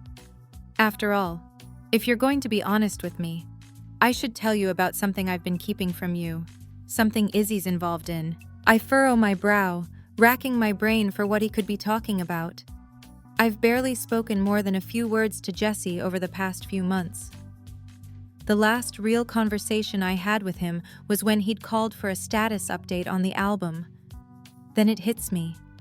The album, our agreement, the money. Jesse, it's all I can manage. My pulse skyrocketing, a scorching heat covering me, sweat beading on my nape. What are you talking about? Cautiously. Asher steps away from me, floating his gaze between Jesse and me, waiting for one of us to explain. If I only knew how to formulate the words. She didn't tell you Jesse's statement is biting in its malice. Tell me what? The reason she came to Graham's lake house. It wasn't fate that brought her there. It was me, he hisses, pointing to himself. I called her a few weeks earlier and asked for her help with a little problem. I stand mute, unable to find any words at this crucial moment. Instead of defending myself, I watch the train I'm on race closer and closer to the cliff. What was the problem? Asher asks timidly. But he probably already knows. He increases the distance between us, crossing his arms over his chest. What do you think? You were blocked. I needed to do something so you'd hit your studio date. Talked with Grams about it. She suggested you come up to the lake house in the hopes it would inspire you, but she also suggested inviting Izzy. I hadn't spoken to her in nearly a decade. At the time, I didn't think you had, either. I thought I was lucky she even picked up the phone. So Asher shrugs. You asked her to come help. She did. Do you want to know the only reason she did come help? I pull my lips between my teeth to stop my chin from quivering. Because I paid her to. Jesse leans into Asher, eyes wild, muscles tense. 2 points on an album, on one of your albums, is a lot of fucking money. But I knew she wouldn't see that money for several months. Possibly not at all. So as an incentive, I told her she'd get a 20 grand bonus if you had songs for an album before your next studio date. Told her to do whatever it took. He turns his bitter eyes to me. I just didn't think she'd take that to mean she should fuck you. Tears stream down my face as I reach for Asher, hoping he'll be rational enough to know none of this matters. But he steps away, his Adam's apple bobbing up and down in a hard swallow. I've never seen him look at me this way, with such repugnance, such spite, such pure hatred. Is it true, he chokes out, stance wide, eyes bulging? Asher, please. He holds up a hand, and I fall silent. Is it true? This time, his words come out louder, his expression imploring me to tell him the truth.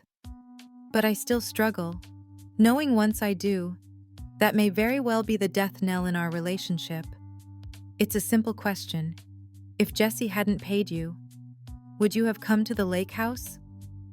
Yes. Or no. I lower my head, my voice barely more than a whisper. No. I can't bear to look at his reaction, but I can feel his anguish deep down in my bones.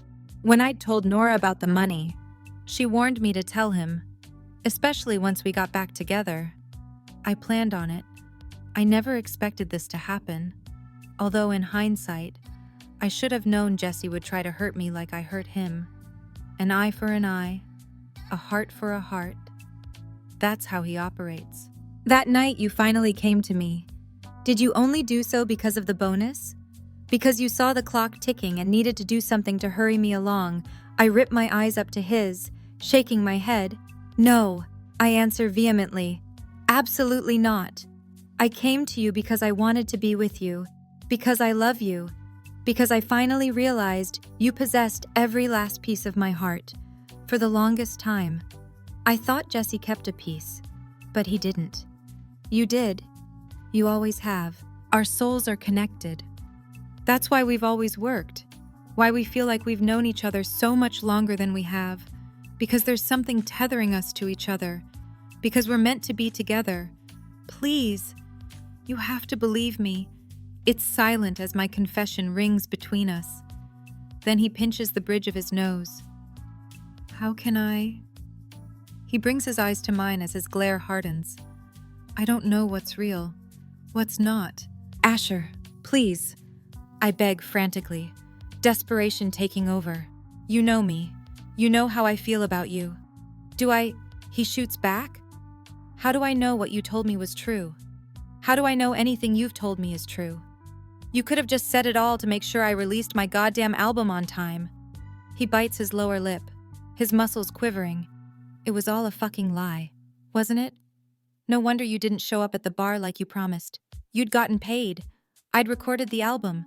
No need to continue the charade, right? That's not true. I rush toward him, but he avoids my touch. I've never been so desperate to feel another person's skin as I am now. I've always loved you, Asher. He stares at me, his reddened eyes narrowed into slits. People who love each other don't hurt each other. Not like this. I shake my head, struggling to say anything that will prove my feelings for him run deeper than this arrangement. That I loved him before that. That I've loved him for years. You're the reason I broke off my engagement with Jesse, I blurt out, the words leaving my mouth before I can stop them. The entire house is still as my voice seems to echo around me. I slowly shift my eyes toward Jesse, meeting the anguished and shocked expression on his face. I wish I could make it hurt less, but he deserves the truth. They both do. It's why I gave him back the ring. I turn my attention back to Asher. Not because he brought Candace home with him. I didn't care about that. I'd already realized why I had to leave him. Even if he hadn't brought her home, I had to walk away. Do you know why I approach Asher? This time, he doesn't retreat. Simply stares down at me in silence. Because I loved you. Even back then. I couldn't stay with Jesse knowing you possessed a piece of my heart. At the time, I convinced myself I had no choice but to walk away from you, too. Convinced myself you'd never choose me over Jesse. When we saw each other again in Vegas, I wondered if maybe our story wasn't over yet, if we could finally have the chance we both deserved. But then Jesse showed up, and I got scared, not of being caught, but because of how strongly I felt toward you, just like when I left all those years ago. Relentless tears fall from my eyes, obscuring my vision, as I beg for Asher to believe me, to trust me, to choose me. I wipe my cheeks. Okay, that's the truth.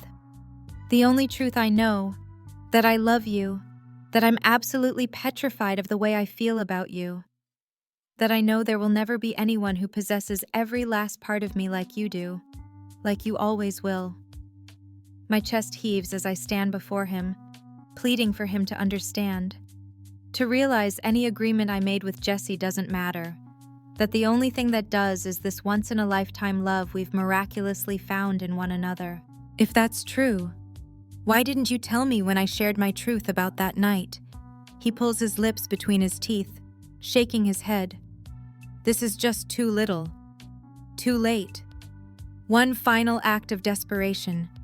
He lifts his eyes to mine, not a single hint of emotion within. You know where the door is. His words are a knife to my already ruptured heart. I don't know how I'd feel if the shoe were on the other foot. If I'd learned I'd fallen in love with someone who was only with me in the beginning because he'd been paid to be there, I'd probably question whether any of it was real. 2. Is this want you want to throw away everything we have? There's nothing to throw away. Apparently, there never was. His shoulders slumping. He turns toward the stairs leading toward the bedrooms, pushing past Jesse, who looks on with sadness, the self-satisfied smirk he wore minutes ago gone. It's almost as if he's realized exactly what he's done. I want to go after Asher, shake some sense into him, force him to see the truth behind the lies. But I have nothing left. I'm drained, defeated, shattered. I shuffle down the stairs, then glance over my shoulder as he's about to disappear from view. I'm sorry I broke you. He pauses, not moving for several long seconds. Then I make out his faint voice. You don't get to take credit for that. I broke myself when I made the mistake of believing in something that isn't real. Chapter 38. Are you sure about this? Nora asks as she grabs the roll of packing tape and slides it across the top of a box labeled kitchen, sealing it. She adds it to a stack that's begun accumulating over the past week. I told you that you can stay with me. The other girls have offered, too. I stand from where I've been wrapping up various framed photos and other keepsakes. Dusting off my shorts, I use my arm to swipe away a few beads of sweat from my brow, then make my way toward her, and I appreciate that. I place my hand over hers. It means a lot, but I think getting out of the city for a while is exactly what I need. What was it you said at that blues club? I force a smile to hide the pain from the memory of the night that changed everything, as I've done so often these past several weeks whenever anyone asks how I'm holding up. At this point, my responses are second nature, having repeated them so many times. But anyone can hear the lack of conviction in my voice when I say I'm fine, that it doesn't matter, that when you think about it, Asher and I were only together a few weeks, even if our hearts have belonged to each other much longer. I'll move on. I have to. That I need to learn to fall in love with myself before I can fall in love with another person. Nora recites with a sigh. So that's what I'm doing. I need to learn to love myself again. And I don't think I can do that in this city. I move past her, wrapping a wine glass in bubble wrap, then inserting it into a box of glassware. Plus, I got a new job in the pediatric oncology unit at the hospital in Stamford. There's no reason for me to commute. My parents live the next town over. It just works. You're really okay moving back in with your parents. It's not permanent, just long enough for me to get back on my feet. You wouldn't have to if you keep the money from the album. Nora sings as she edges in beside me, wrapping my dishes, then placing them in another box. You know why I can't do that. I remind her in a low voice. I know. She gives me a sad smile. I'm just going to miss having you in the city. Like I told Chloe and Evie, I'll have Sundays and Mondays off. We can meet for brunch every Sunday. You're all making it sound like I'm moving to the opposite part of the world. I'm not. I'm going to Greenwich. That place is a different part of the world, she mutters. It's… what? An hour by train. I'm barely over the state line. It's not a big deal. I set a wine glass on the counter, drawing in a breath. I need to leave this place. Need to go somewhere else. I can't be here anymore. I lift my pleading eyes to her, a heaviness in my chest, an ache in my heart. She runs her hands down my arms, her soft expression full of sympathy. I get it. Doesn't mean I'll miss you any less. She pulls me against her, hugging me tightly. I'll miss you too, I manage to say, struggling to keep my tears from spilling over. I knew this move would be draining on my already overwrought emotions. I didn't realize it would be this difficult. I faintly make out the sound of the door opening and closing. Then 2 additional pairs of arms surround us. We need in on this too, Chloe says. Think if I keep my arms around Izzy, she won't leave, Evie quips after a few seconds. Maybe. Nora responds. You can try it. No, you can't. I answer. You guys will never last. How do you know? Evie asks. All your bladders are tiny. I swear, you 3 pee every few minutes. I guarantee Chloe already needs to. I sense her shift on her feet, now that you mention it. There's a pause, then Chloe drops her hold. Okay, you win. I really have to pee. We all break apart, laughing, watching as she makes a mad dash to the bathroom. When she returns a minute later, I nod at a small gift bag on the kitchen counter. What's that? A little house-chilling gift, Evie responds. House? Chilling. I cross my arms over my chest, a single brow arched. You get a housewarming gift when you move into a new place. We decided to get you a few things you might find useful now that you'll be living with your parents. I pinch my lips together, observing my friend's amused expressions. I'll probably regret this, but I reach for the bag and shift through the tissue paper, pulling out a small box. Earplugs. Chloe shrugs. I've seen the way your dad looks at your mom. Trust me, you'll need those. Oh, my God. Those are my parents. I toss the box onto the counter, as if it holds some infectious disease. I'm scared to see what else is in here. You should be, Evie states, but I'm also curious. Reaching in, I pull out a hardcover book, The Complete Grimm Brothers Fairy Tales. Nora giggles. Look inside. I crack open the cover, then slam it shut when I catch a glimpse of what's hidden within the pages. You can't leave sex toys out in the open anymore, Evie explains. No one would ever open a book looking for your private things. My parents won't be treating me like a teenager. I doubt they'll snoop through any of my stuff. I wave the book with the vibrator hiding inside. But this certainly gives new meaning to a fairy tale ending. Our giggles echo against the empty walls of my once lived-in apartment. Then I pull the final item out of the bag. It seems innocent enough, but I know my friends. There's no way this is just a t-shirt. Unfolding it, I read the bold text and roll my eyes. With a smirk, I hold it up to my body. I still live with my parents. I had to have them make it special, Chloe explains. It normally only comes in baby and toddler sizes. Great. Way to make me feel good about this. She winks. You know I love you. I know. She faces me, grasps my shoulders, and holds me at arm's length. Do you really think this is the right move? You don't think what that Asher will change his mind, you never know. This is about the same amount of time it took Lincoln to come around after I pushed him away. That's different. I argue. Not really. I pretended I didn't love him to push him away. Same thing Asher did to you. There's no pretending. I hurt him. I spin on my heels, heading in search of the package I received yesterday. When I find it by my bed, I bring it back to the kitchen and dump the contents onto the counter. Pretty sure this is all the evidence I need that Asher wants nothing to do with me. What is this? Nora asks, picking up one of the folded pieces of paper, examining it with her scrupulous gaze. When Jesse and I dated, Asher and I spent a fair bit of time together. We had our disagreements. usually over stupid stuff. But after every single one, we'd apologize by leaving the other an origami dove, our peace offering. No matter what, all would be forgiven. I swallow hard through the lump in my throat. For the past month, I'd found solace in the idea that he held on to these doves. But the second I opened this box, all hope of him forgiving me evaporated. Asher had given me a copy of his tour book. It has all his travel information, hotels where they're staying, production office address of each venue.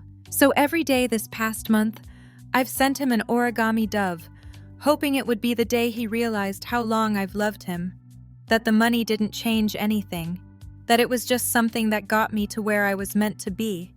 So the fact he sent these back, I shake my head, biting on my lower lip to stop my chin from quivering, the ache of losing him settling deep in my marrow. There's no forgiveness coming. He's done. All my friends' expressions fall. Evie's own chin quivers. Nora clutches her heart, and Chloe wraps her arms around me, kissing my temple. Don't forget what Grams told you. She meets my eyes. What's that true love has a habit of coming back? She gives me a hopeful smile. I wish I could find even an ounce of hope in my situation. A year ago, I would have been the one instilling hope in her. Hell, I was the one instilling hope in her. Now, I don't see any way I can make this right. I've betrayed Asher's trust in a way I doubt he'll ever move past. Without trust, we're nothing. And now, we are nothing. The only thing coming back for me is a lot of lonely nights. I gesture to all the origami doves. I never knew you to give up so easily. Nora states, what choice do I have? I can't chase after a broken dream. Can't or won't.